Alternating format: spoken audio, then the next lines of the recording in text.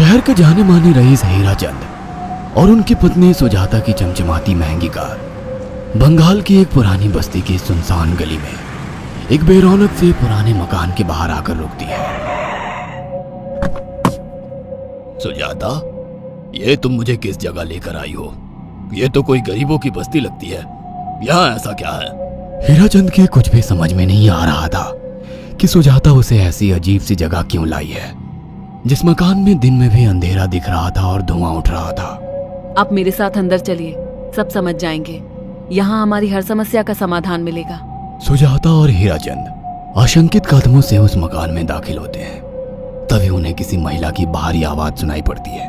चले आओ, चले आओ। हीराचंद ने देखा कि उस मकान के अंदर अंधेरा था। अचानक हीराचंद की निगाह एक कमरे की ओर पड़ी, जिसके अंदर हल्की हल्की सी रोशनी आ रही थी और उस कमरे के अंदर से धुआं उठ रहा था। शायद उस कमरे के अंदर आग जल रही थी। है? ये किसकी आवाज है? यहाँ इतना अंधेरा क्यों है और ये धुआं कैसे उठ रहा है? मेरा तो यहाँ दम घुट रहा है। सुजाता और हीराचंद धीरे धीरे कदमों से उस कमरे के अंदर चले गए। अंदर वाले कमरे में बिखरे बाल वाली एक खूबसूरत सी बूढ़ी औरत सामने जल रही आग में एक मुर्गी की गर्दन काटकर उसका खून गिरा रही थी और मुर्गी का शरीर छटपटा रहा था। ये देखकर सुजाता को उबकाई आने लगी। हीराचंद ने सुजाता की ओर देखकर कहा, तुम ही मुझे यहाँ लेकर आई हो और खुद ही घबरा रही हो। कौन है ये भयानक सी शक्ल वाली औरत और हम यहाँ क्यों आए हैं? अचानक उस औरत ने एक झटके में मुर्गे की गर्दन धड़ से अलग कर दी। ये देखकर सुजाता के मुंह से चीख निकल गई और सेठ हीराचंद भी सहम गया। वो बहुत डरावना नजारा था। ये अघोरा ताई हैं। ये हमें अपनी काली तंत्र विद्या से संतान सुख प्रदान कर सकती हैं। इसलिए मैं आपको यहाँ लेकर आई हूँ। कैसी बात करती हो? जहाँ बड़े से बड़े डॉक्टर सफल नहीं हुए, वहाँ ये मामूली औरत क्या कर लेगी? हीराचंद की बात सुनकर अघोरी ताई ने गुस्से से हीराचंद की ओर देखकर कहा, नादान हीराचंद, काली विद्या में इतनी शक्ति है कि मरे को भी जिंदा कर दे। संतान पैदा कराना कौन सा मुश्किल है? तुम्हें मेरा नाम कैसे पता? क्या तुम सच में हमें संतान सुख दिला सकती हो? तुम जितनी दौलत मांगोगी मिल जाएगी, अगर ये संभव है तो। संतान का नाम सुनते ही हीराचंद की आंखों में चमक आ गई। वह संतान के लिए कुछ भी कर सकता था। तुम लोगों को मुझे एक नवजात शिशु लाकर देना होगा। मैं उस शिशु की बलि चढ़ा दूंगी और फिर वही शिशु तुम्हारे घर में फिर से जन्म लेगा। नवजात शिशु की बलि का नाम सुनते ही सुजाता और हरिचंद डर के मारे सिहर गए, पर उनकी आंखों में उनकी संतान का सपना ज्यादा बड़ा था। वो सब करने को तैयार थे।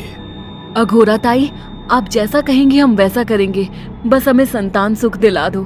बिना वारिस के हमारी दौलत किस काम की? संतान सुख के लिए अंधे हो चुके सुजाता और हरिचंद अपनी नौकरानी शीला से एक नवजात बच्ची चोरी करवा के अघोरी ताई को दे देते हैं।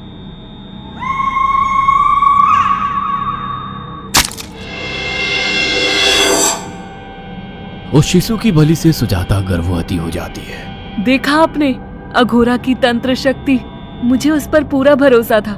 चलो चलकर उन्हें धन्यवाद कहते हैं। हीराचंद और सुजाता अघोरा ताई के पास पहुंचते हैं। वो दोनों बहुत खुश थे और अघोरा पर उन्हें अंधविश्वास हो गया था। अघोरा ताई, आप महान तंत्रिका है। आपने वो चमत्कार कर दिखाया जो बड़े बड़े डॉक्टर नहीं कर सके। ये काली विद्या है बेटा।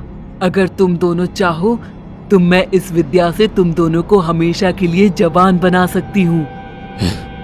क्या सच में ऐसा संभव है?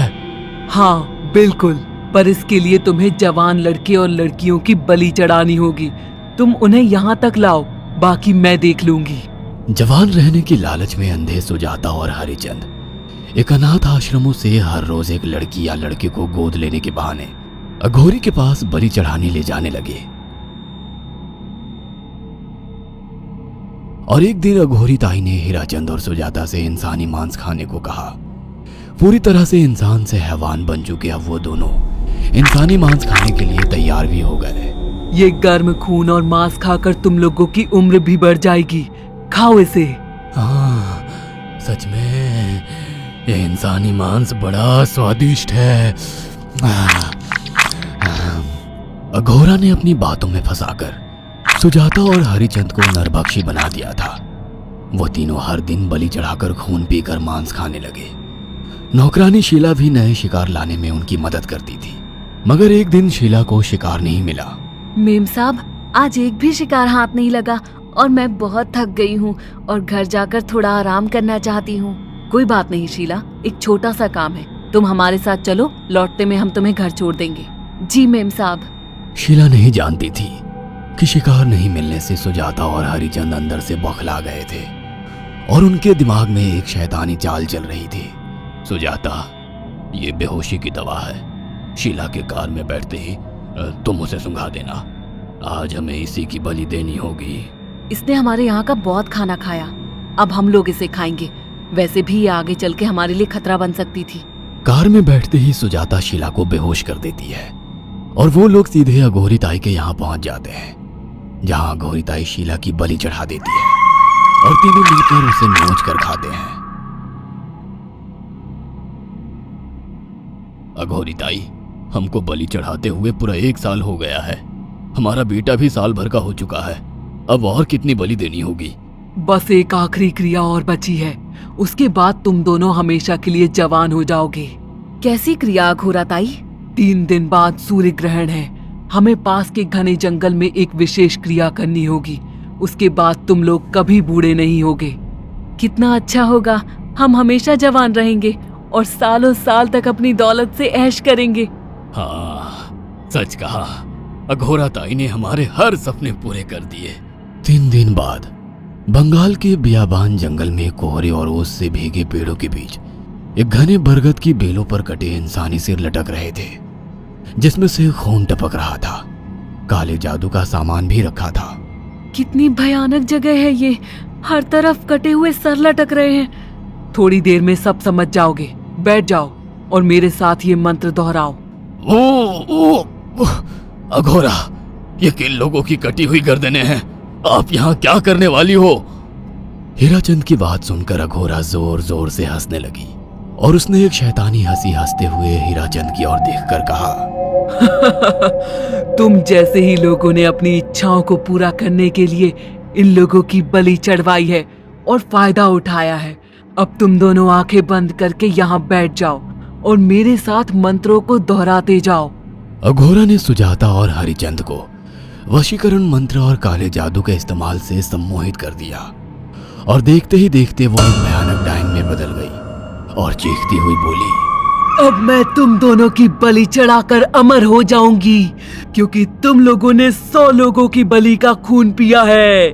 देखते ही देखते उस डायन ने फरसे से एक एक करके सुजाता और हरिचंद की गर्दन काटकर जल रही आग में बलि चढ़ा दी और उनका गर्म खून पीने लगी।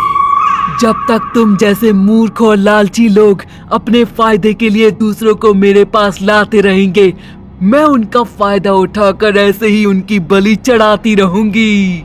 दरअसल अघोरा एक डायन थी और अपना स्वार्थ पूरा करने के लिए उसने हीराचंद और सुजाता की लालच का फायदा उठाकर उनकी भी बलि चढ़ा दी।